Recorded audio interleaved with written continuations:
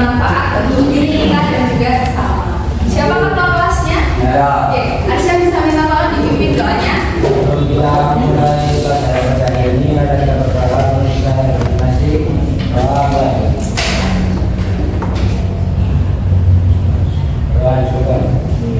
Baik, terima kasih. Kita absen dulu ya. Ada yang nggak masuk hari ini? Ada 11.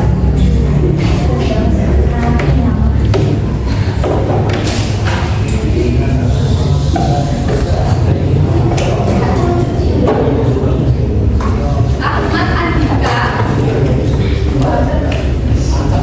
Aditya Zaki, Alrizky Tito, Arci Azura,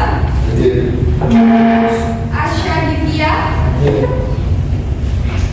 Aurel Mustian, Kami, Reza, Sabina, Syed, Siti Indra, Suyoya, Sulistia, Ayu Kami,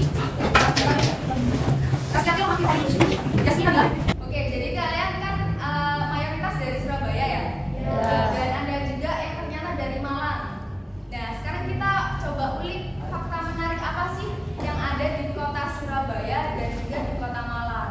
Ini juga untuk menambah wawasan kita kalau ternyata bangsa Indonesia itu sangat kaya akan budaya seperti itu.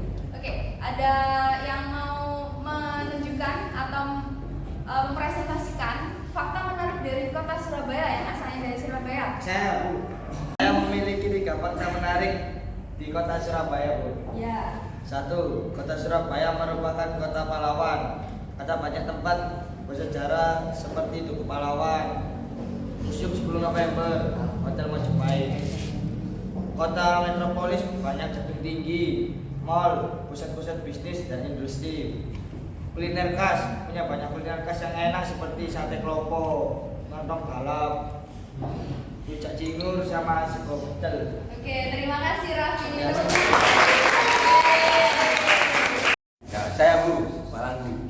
Malang memiliki 3 hal menarik, yaitu udara yang sejuk karena dikelilingi sama pegunungan.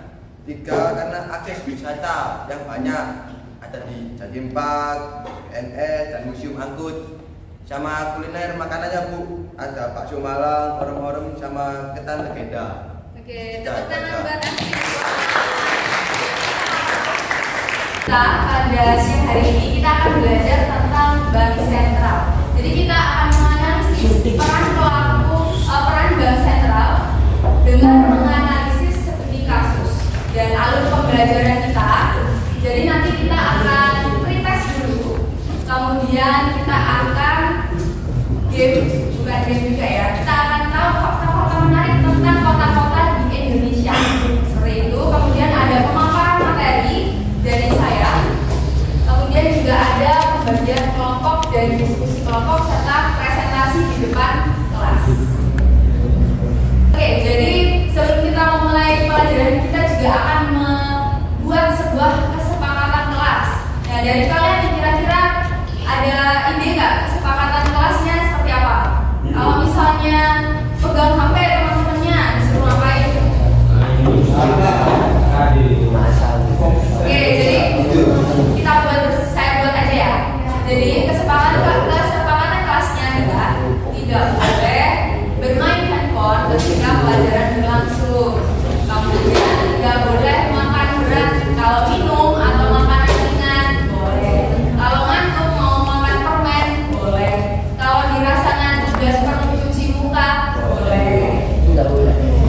Boleh. Asalkan ke kamar mandi bukan ke kantin. Jadi itu dia.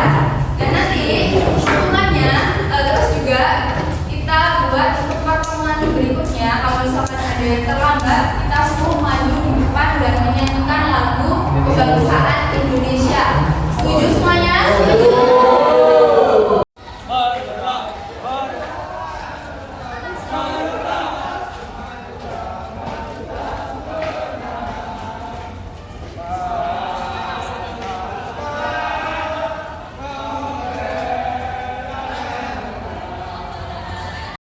Oke, masih ada yang nggak minggu lalu di pertemuan terakhir kita bahas tentang apa?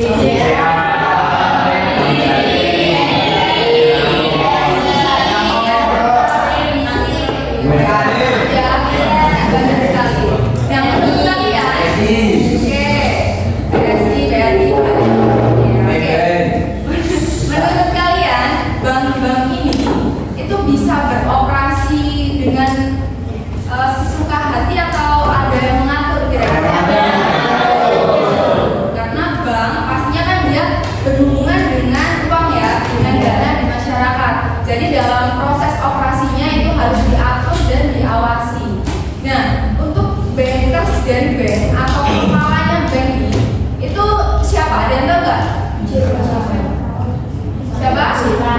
Ada yang bilang OJK, ada yang bilang apa lagi? Bank sentral. Jadi yang paling tepat itu adalah bank sentral. Kalau OJK itu dia tugasnya adalah untuk mengatur dan mengawasi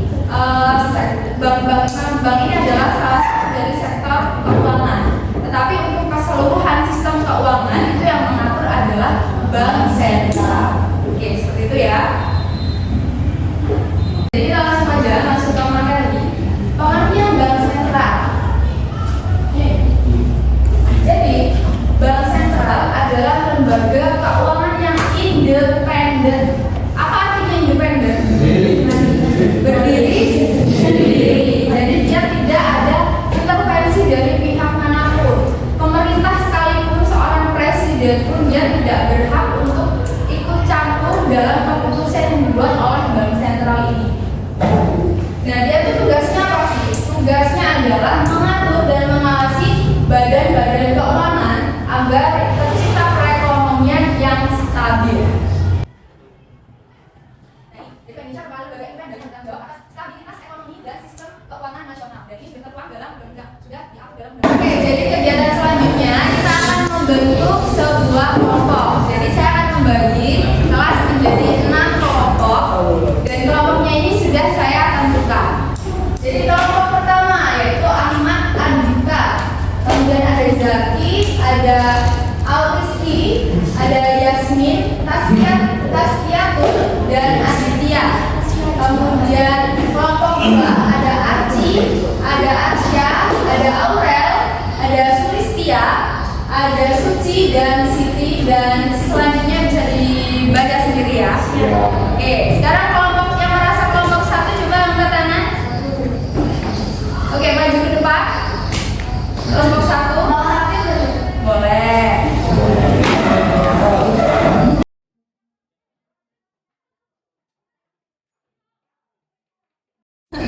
Oke, jadi sudah berkumpul sesuai dengan anggota kelompoknya ya.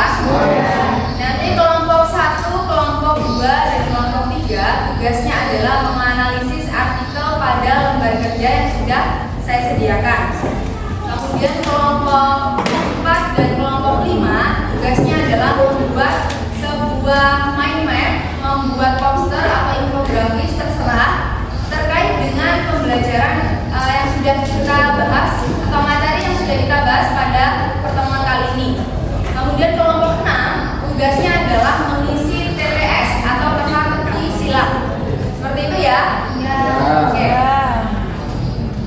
Terlihat peserta didik sedang aktif berdiskusi dengan kelompoknya. Masing-masing kelompok memiliki tugas yang berbeda sesuai dengan tingkat kemampuannya. Hal ini bertujuan untuk memastikan bahwa setiap peserta didik mendapatkan pembelajaran yang sesuai dengan tingkat pemahamannya. Dengan demikian, mereka dapat belajar secara lebih efektif, mengembangkan potensinya, dan meningkatkan pemahaman terhadap materi yang diajarkan.